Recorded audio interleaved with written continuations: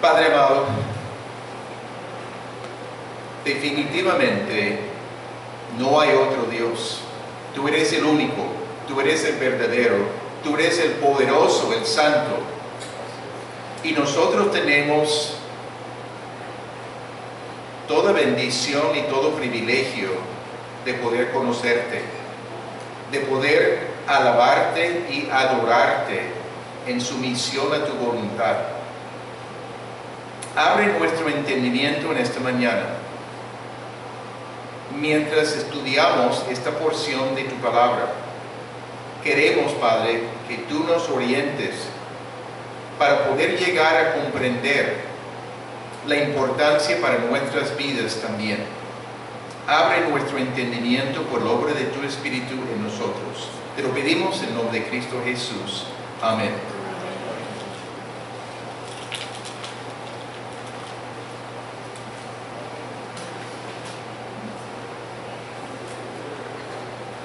He titulado esta enseñanza Fidelidad al Juramento con Gabaón.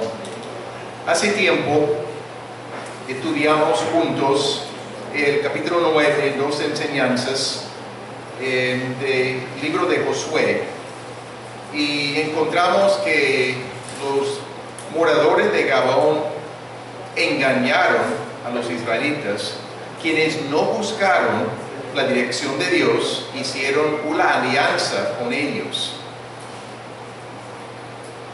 y encontraron que eran vecinos, que Dios había dicho que necesitaban destruir a todos los moradores en Canaán debido a sus prácticas tan abominables delante de Dios. Entonces esta mañana vamos a leer en Josué capítulo 10 los versículos 1 al 15. Primeramente voy a dar algo de introducción.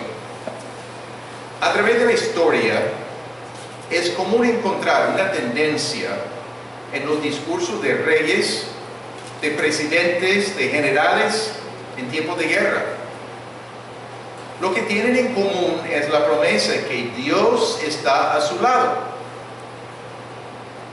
Nosotros como cristianos también podemos racionalizar lo que hacemos como algo bueno, sin evaluar bien a la luz de la palabra, y podemos engañarnos de que Dios está con nosotros. Podemos pensar que Dios está de acuerdo con nuestros argumentos y nuestra manera de pensar. El problema es que nuestra manera de pensar tiende a ser egocéntrica, enfocado en nosotros. Cuando digo que Dios está de mi lado, estoy proclamando que estoy en el centro del universo. Todas las cosas giran alrededor de mí.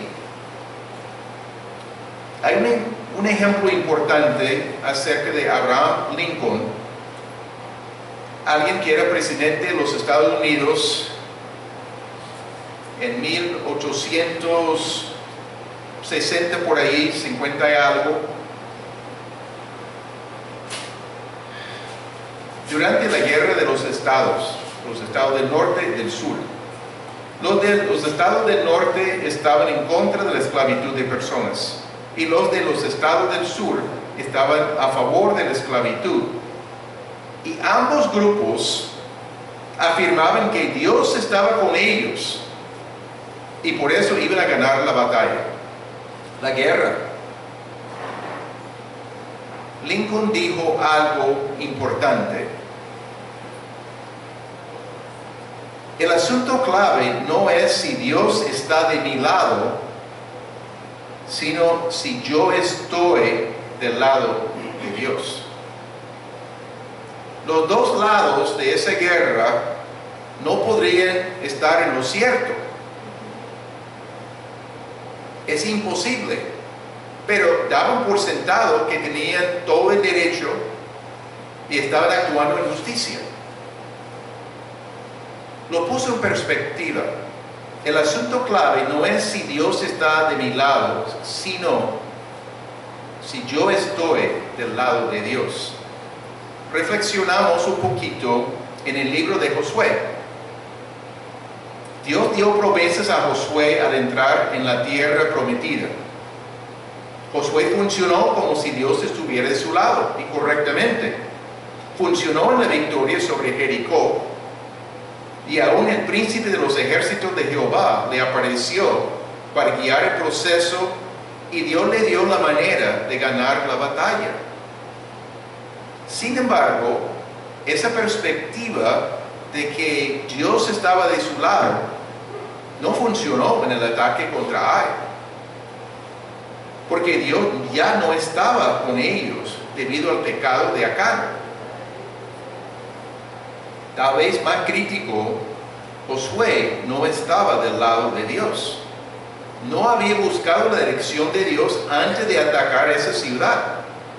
Daba por sentado que todo iba a salir bien.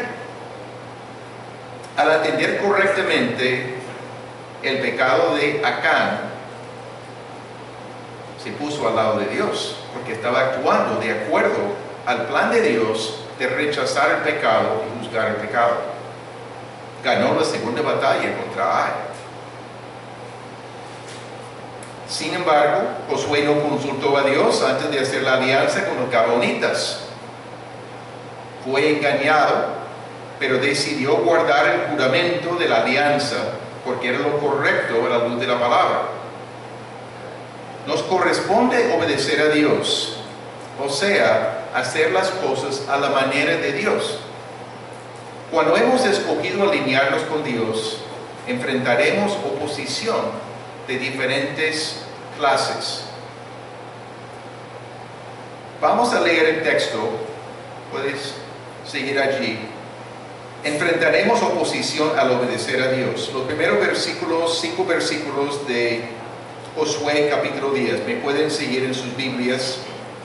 Cuando Adonisedec, rey de Jerusalén, oyó que Josué había tomado a Ai y que la había asolado, como había hecho a Jericó y a su rey, así hizo a Ai y a su rey, y que los moradores de Gabaón habían hecho paz con los israelitas que estaban entre ellos.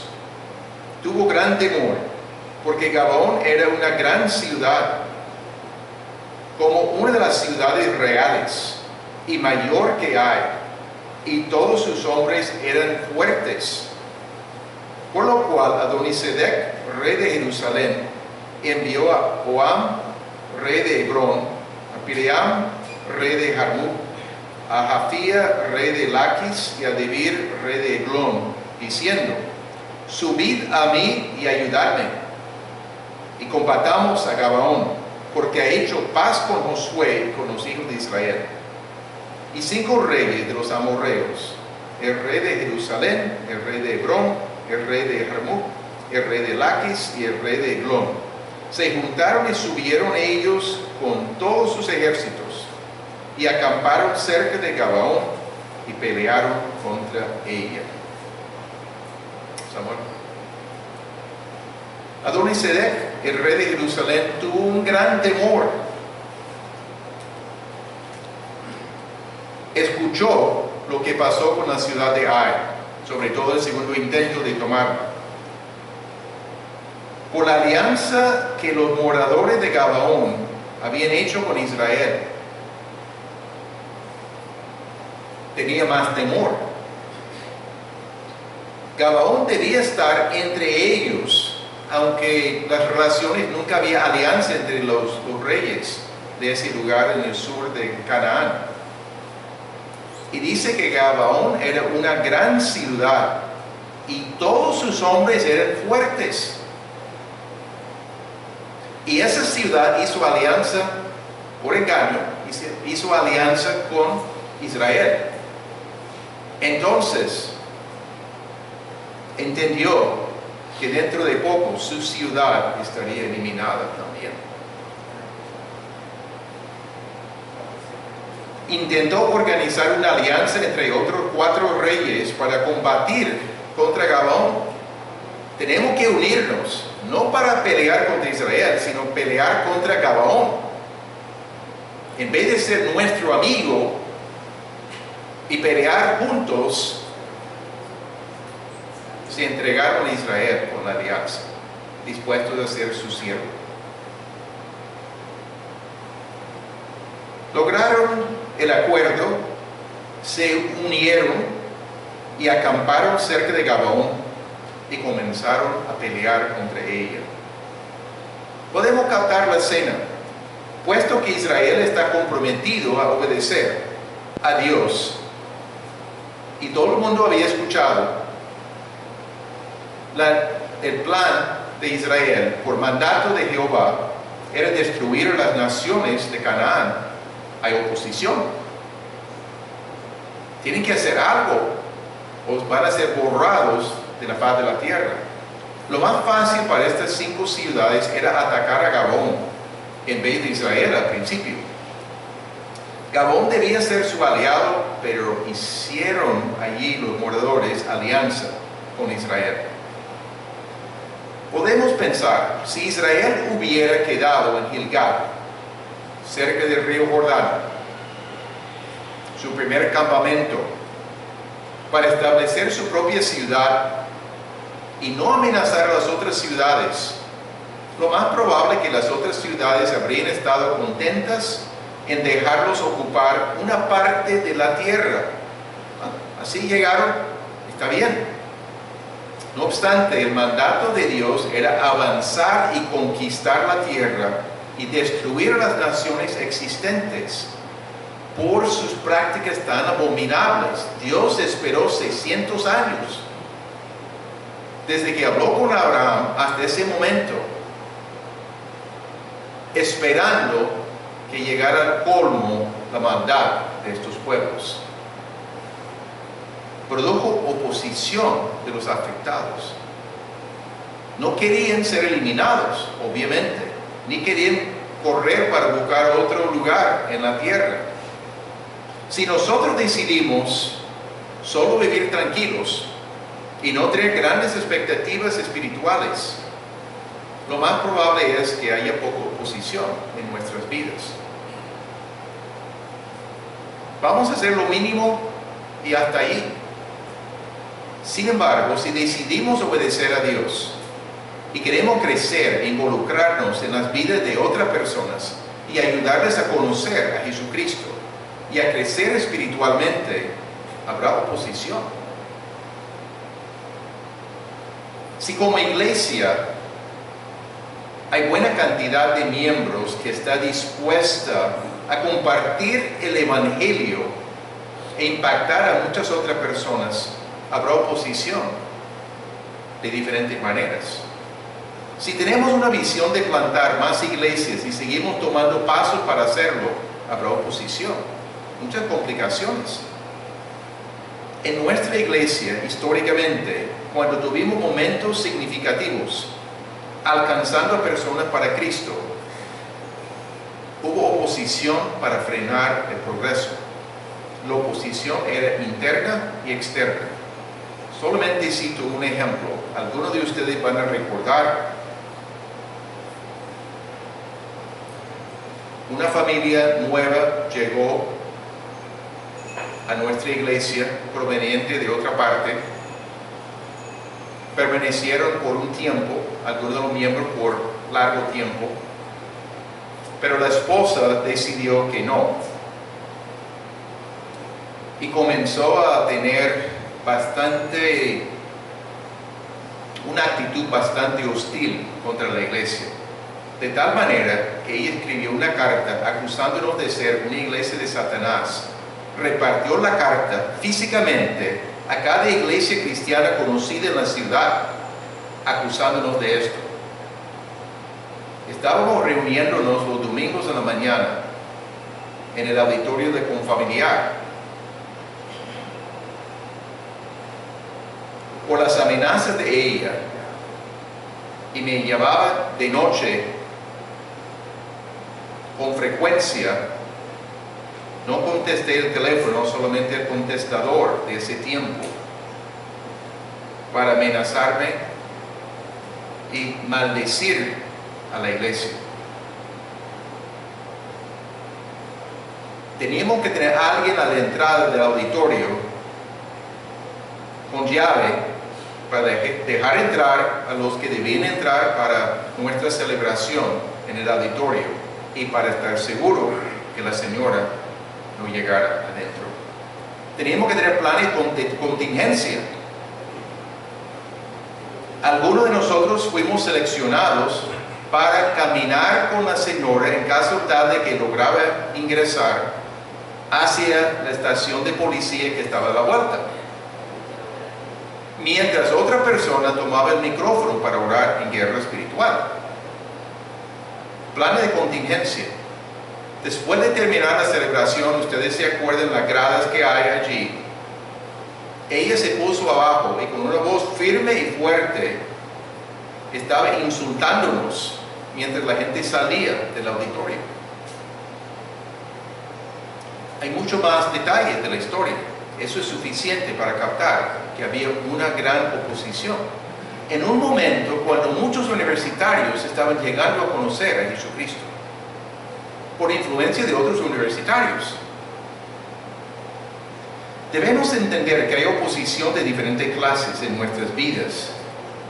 Cuando descubrimos oposición, no necesariamente es una señal de que algo anda mal en nuestras vidas. Puede ser que estamos haciendo bien algunas cosas. Y el enemigo quiere poner tropiezos en el camino. Seguimos. Descubriremos que Dios es fiel a su pueblo. Los versículos 6 al 11. Voy a leer. Entonces los moradores de Gabaón enviaron a decir a Josué al campamento en Gilgal: no niegues ayuda a tus siervos. Sube prontamente a nosotros para defendernos y ayudarnos. Porque todos los reyes de los amorreos que habitan en las montañas se han unido contra nosotros. Y subió Josué de Gilgal, él y todo el pueblo de guerra con él, todos los hombres valientes. Y Jehová dijo a Josué: no tengas temor de ellos, porque yo los he entregado en tu mano, y ninguno de ellos prevalecerá delante de ti. Y Josué vino a ellos de repente, habiendo subido toda la noche desde Gilgal. Y Jehová los llenó de consternación delante de Israel, y los hirió con gran mortandad en Gabaón. Y los siguió por el camino que sube a Bet-Horón, y los hirió hasta Seca y Maceda. Y mientras iban huyendo de los israelitas a la bajada de Bet-Horón, es una segunda ciudad del mismo nombre, Jehová arrojó desde el cielo grandes piedras sobre ellos hasta Seca, y murieron. Y fueron más los que murieron por las piedras de granizo que los hijos de Israel mataron a espada. El pueblo de Gabaón envió un mensaje a Josué pidiendo ayuda pronta para defenderlos. Aquí tienen más números que nosotros y estamos hablando de una ciudad fuerte, pero tenían mucho temor en ese momento. Todos los reyes que están alrededor se habían unido contra ellos. Era algo inesperado porque estos reyes no tenían ninguna organización anteriormente, y el temor produce acciones de desesperación. La reacción de Josué era actuar de inmediato. Subió de Gilgal con todos los varones de guerra, porque había hecho alianza con Gabaón y tenían responsabilidades para cumplir delante de Dios. No tenía que tomar tiempo para evaluar las cosas. Sabía que el juramento hecho con Gabaón los obligaba delante de Dios a actuar. Caminaron 32 kilómetros durante la noche para llegar allí a Gabaón. 32 kilómetros. Pero llegando más cerca, aparentemente, Dios le dio una promesa especial a Josué. Está respaldando la decisión de brindar la ayuda. Josué no debe tener temor de ellos, porque Dios los ha entregado en su mano. Josué estaba haciendo las cosas correctamente delante de Dios. Dios está respaldando en ese momento. Ninguno de ellos prevalecerá delante de Josué. Qué promesa tan buena, tan importante en este momento. Era muy bueno tener el respaldo de Jehová y la seguridad de la victoria. Dios y su ejército llegaron de repente, caminaron toda la noche. La subida era de 1200 metros, entonces están caminando para arriba, 32 kilómetros y de urgencia, y comenzaron a pelear enseguida. Tenían la ventaja de haberlos enfrentado por sorpresa. Esos pueblos no tenían ninguna expectativa que Israel iba a presentarse allí en ese momento. Y sobre todo cuando era, no sabemos la hora exacta, puede ser que todavía era oscuridad o puede ser que estaba amaneciendo. Pero el resultado es que aquí hay un ejército. Cuando ellos estaban peleando contra Gabaón, y de ahora mismo tienen otra batalla inesperada. Dios participó en la acción en forma significativa. Les llenó de consternación delante de Israel a los enemigos de ese momento de Gabaón. Israel los hirió de gran mortandad allí alrededor de la ciudad de Gabaón. La gente comenzó a huir. Israel los seguía. Siguieron por el camino que sube a Bet-Horón, el alto, más arriba. Los hirió hasta Seca y Maceda, lugares donde no puedo decir exactamente dónde están, pero están en esas montañas por ahí. Los aliados de Adonisedec estaban huyendo de Israel y fueron de Bet-Horón, el alto, descendiendo hasta Bet-Horón, el bajo. Dos ciudades con esos nombres. Dios arrojó desde el cielo grandes piedras de granizo y murieron muchos. Dice, más murieron por esas piedras de granizo de lo que Israel logró matar con la espada.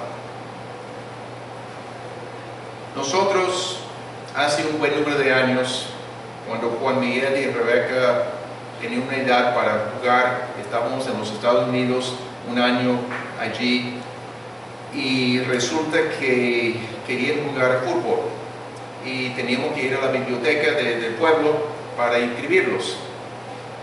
Cuando estábamos allí, cayó una granizada fuerte y llegaron más grande, y vimos allí en la calle tamaño de una pelota de béisbol. Cuando llegaron los seguros para investigar el carro que teníamos, que no había forma de salir, de hacer nada, todo el carro estaba dañado, todo lo exterior, la lata, por la granizada tan fuerte. Todos los techos de todas las casas en el pueblo tenían que ser cambiadas por el efecto de la granizada. Yo creo que lo que Dios estaba enviando en ese momento contra los enemigos de Gabaón y de Israel era de ese tamaño o más, y estaba matando a la gente que estaba allí. Pero Israel no perdió a nadie. Dios es fiel a su pueblo que cumple su voluntad. Cumplieron con la alianza que hicieron con Gabaón. Estaban haciendo la voluntad de Dios al derrotar las naciones de Canaán. Estaban tomando los pasos indicados. Debemos entender que nuestro Dios es fiel a nosotros cuando estamos caminando con Él. Puede haber muchas dificultades, pero Dios está presente para guiarnos paso a paso en el proceso. Dios respalda a su pueblo cuando está comprometido con Él. Para terminar esta sección, tenemos recursos sobrenaturales, quizá no semejantes a lo que Israel experimentó ese día. Versículos 12 al 15. Entonces Josué habló a Jehová el día en que Jehová entregó al amorreo delante de los hijos de Israel, y dijo en presencia de los israelitas: Sol, detente en Gabaón, y tu luna en el valle de Ajalón. Y el sol se detuvo, y la luna se paró, hasta que la gente se hubo vengado de sus enemigos. ¿No está escrito esto en el libro de Jacer? Y el sol se paró en medio del cielo, y no se apresuró a ponerse casi un día entero. Y no hubo día como aquel, ni antes ni después de él, habiendo atendido Jehová a la voz de un hombre, porque Jehová peleaba por Israel. Y Josué y todo Israel con él volvió al campamento en Gilgal. Qué historia tan singular que encontramos aquí.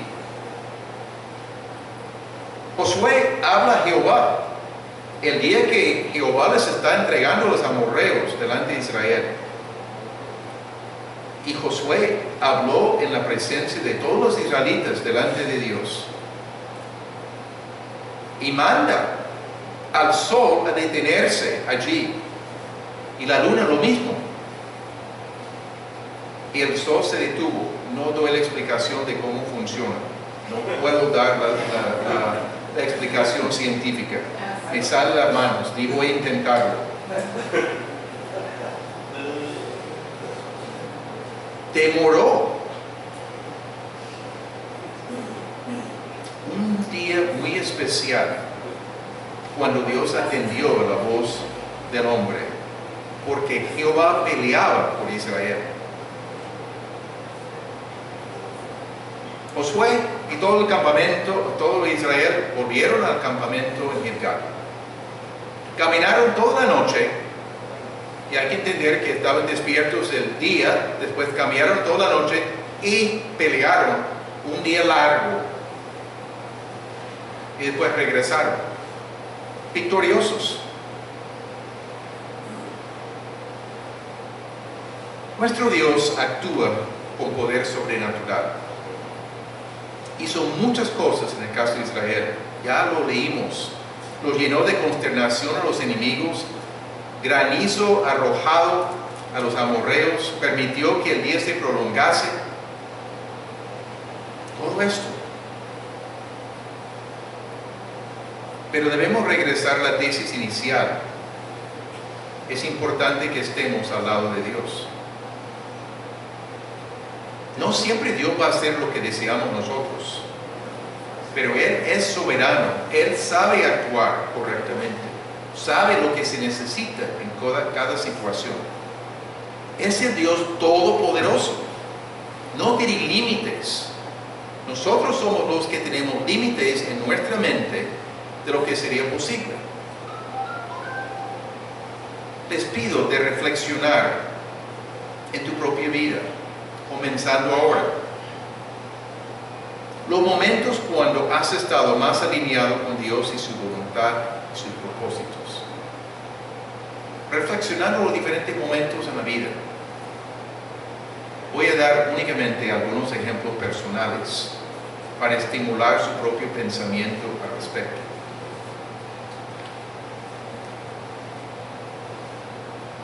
Menciono el encuentro que tuve con Darlene, que llegó a ser mi esposa. Yo estaba en el ejército, había asistido a una convención misionera de estudiantes universitarios anteriormente y había recogido revistas de diferentes entidades.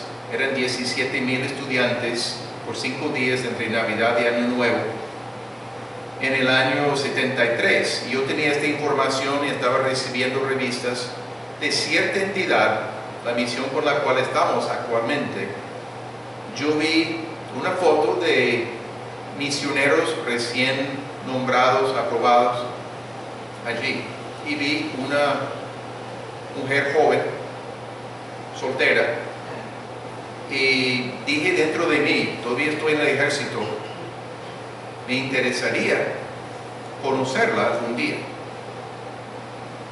Pues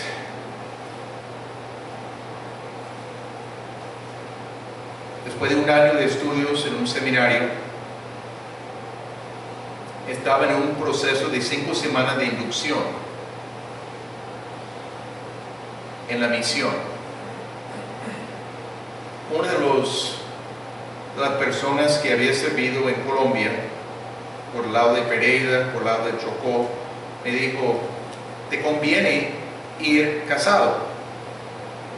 Y mi pensamiento era, sí, está bien, pero no es así de fácil escoger a una esposa apropiada. Pero oraba para que yo supliera a la persona indicada. Mientras yo estoy en la misión, allí por las 5 semanas de inducción, Darlene llegó para recibir algo de apoyo por una presentación que estaba haciendo, con diapositivas, etc. Terminó que estábamos en la misma mesa para la cena. Mi impresión de ella era nula. La impresión de ella hacia mí, ella no sabía nada de que yo le había visto su foto ni nada así, pero hablando posteriormente era la misma impresión, nula, nada. Posteriormente llegamos a estudiar el español en un instituto en el sur de Texas, cerca de la frontera con México.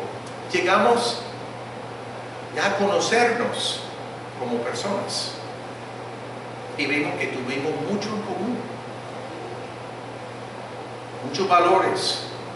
Ya llegamos a entender que la impresión inicial fue inicial únicamente, que no fue cierto. Éramos muy diferentes. Yo de una ciudad industrial y Darlene de un estado de agricultura.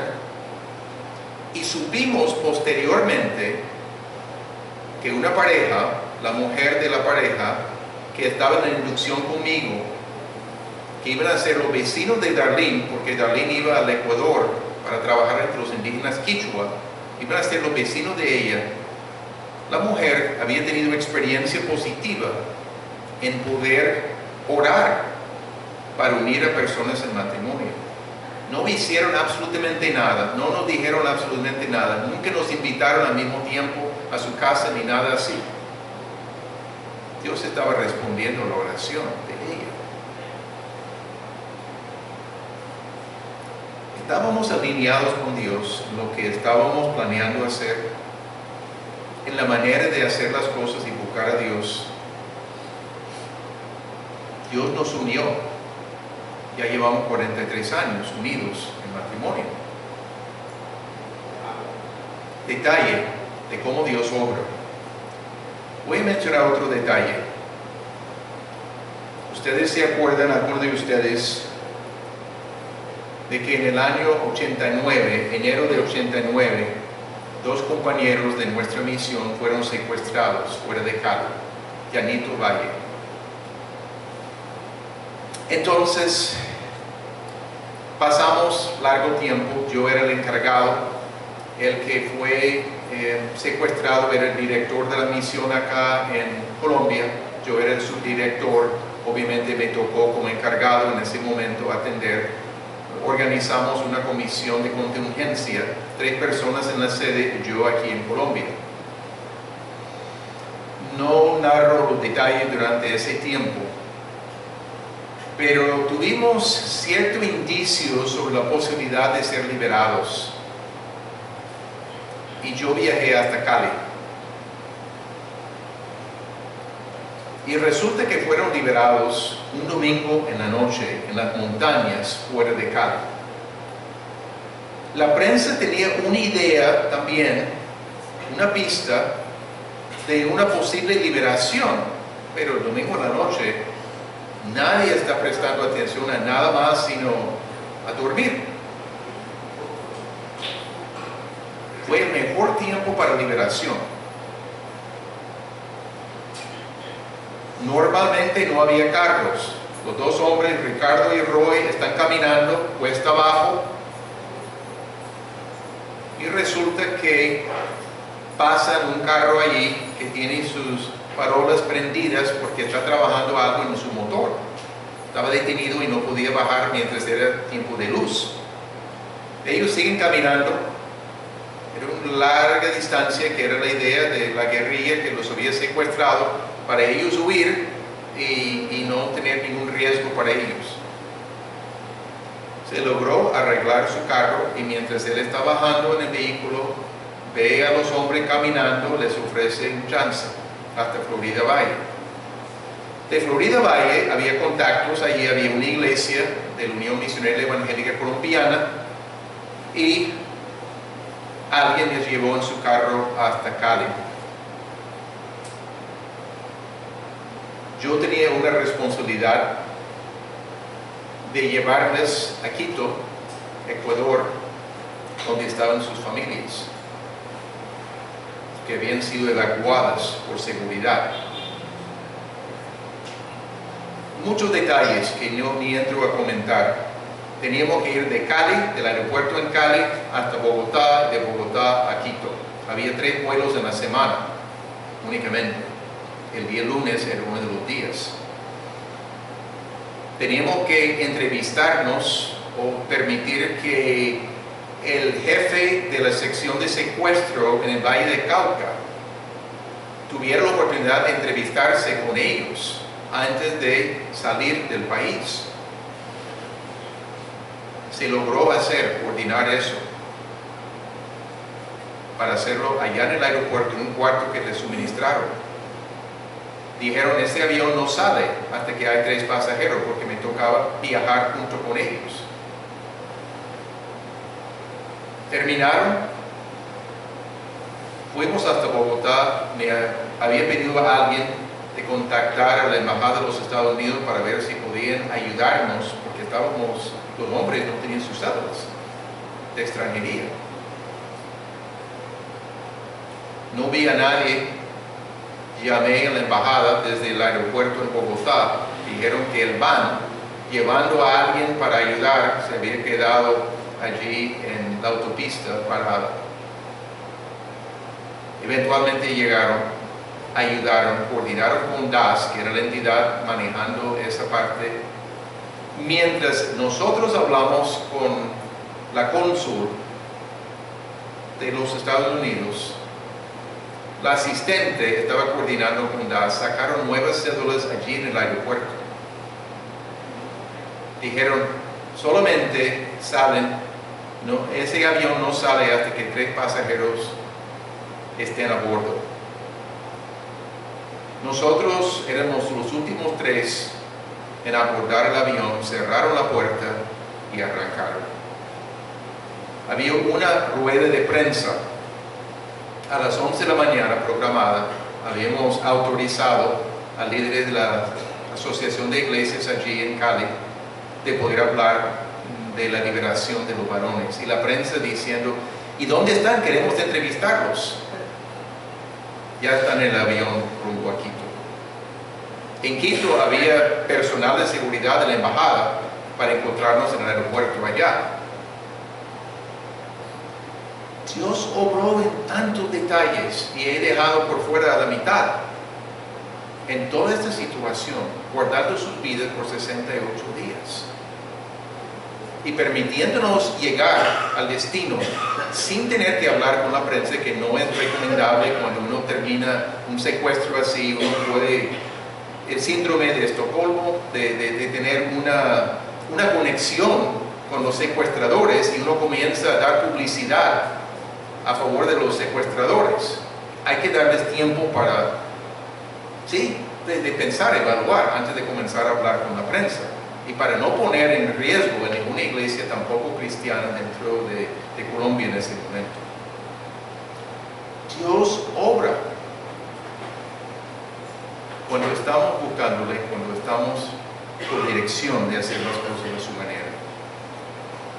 Les animo a pensar en sus propias experiencias y voy a imaginar que cada uno tiene experiencias al comenzar a reflexionar. ¿Cómo han visto la mano de Dios en sus vidas mirando atrás? No siempre Dios hace lo que deseamos. No podemos manipular a Dios. Debemos regresar a la premisa inicial. Es más importante estar en el lado de Dios. Él debe ser el centro de nuestras vidas. Él es el Dios soberano y sabe hacer las cosas correctamente. Brevemente para algunas aplicaciones. Escogí un principio aquí. Por encima de todo es importante que estemos del lado de Dios.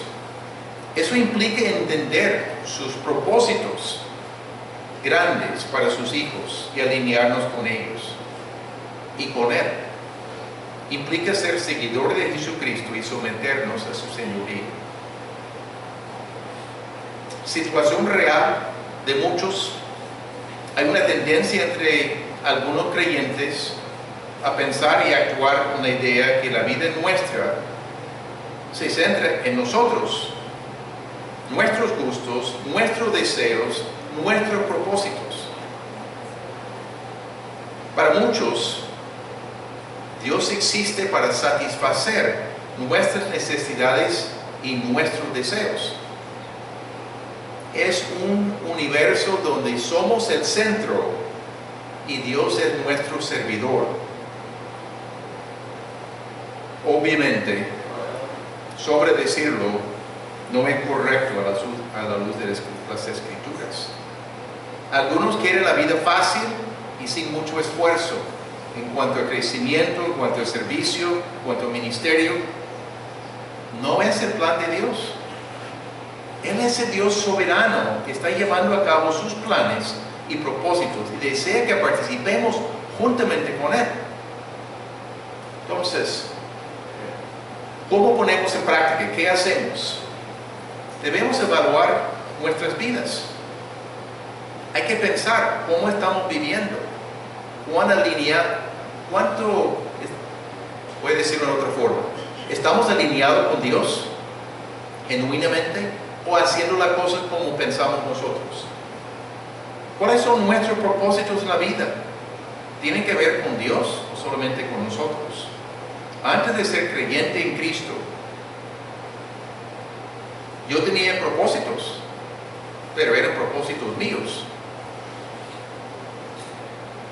Yo quería tener un trabajo, posiblemente llegar a ser jefe de producción en una fábrica, jugar tenis varias veces en la semana, en las noches, tener una familia, una casa ordinaria, pero vivir tranquilo. Antes de conocer a Cristo. Después de conocer a Cristo, Dios cambió las cosas. Ni estoy trabajando en el área de mi carrera inicial. Hemos sido de nosotros que hemos puesto nuestra fe en Jesucristo, hemos sido redimidos de nuestros pecados y de nuestras culpas por la gracia de Dios y con base en la muerte de Jesucristo por nosotros, cuando Él murió tomando el juicio que nuestros pecados merecían. Por la magnitud de lo que hemos recibido gratuitamente, no es demasiado pedir alinearnos con Dios y sus propósitos. El propósito de la iglesia hacia el mundo inconverso es vivir en Cristo y compartir el Evangelio de Jesucristo con los que no lo conocen. El propósito de la iglesia como comunidad reunida es la edificación mutua. Puesto que Dios es santo, nosotros sus hijos debemos vivir en santidad para reflejar su carácter. Estas tres cosas son los propósitos grandes que encontramos en el Nuevo Testamento. Participar en evangelismo, en edificación mutua y en procurar la santidad a nivel personal y corporativo.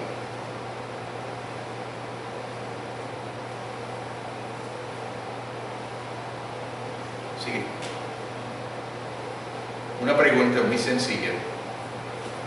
Deseo que vaya sonando en su cabeza durante el día. ¿Somos apáticos o apasionados? Y no estoy hablando de apasionados por la selección o por Junior. Estoy hablando de ser apasionado por Jesucristo y sus propósitos en el mundo. Si no tenemos una pasión para alinearnos con Dios en estas áreas, debemos preguntarnos los motivos. Si no vivimos alineados con Dios en sus propósitos, o sea, si no estamos del lado de Dios, no podemos garantizar que Dios estará a nuestro lado en las cosas. Oremos. Padre amado, de veras es un privilegio tremendamente especial poder tener una relación estrecha y poder llamarte Padre. Nos has adoptado como hijos. Nos has reconciliado contigo por la obra de Jesucristo en la cruz. Padre, queremos caminar contigo. Queremos seguir aprendiendo de ti. Queremos seguir observando en tu palabra los propósitos grandes para cada uno de nosotros y los propósitos particulares de cada uno de nosotros también. Sigue obrando en nuestros corazones. Háblanos en el día de hoy para reflexionar profundamente. Te lo pedimos en el nombre de Cristo Jesús. Amén. Amén. Que Dios los bendiga.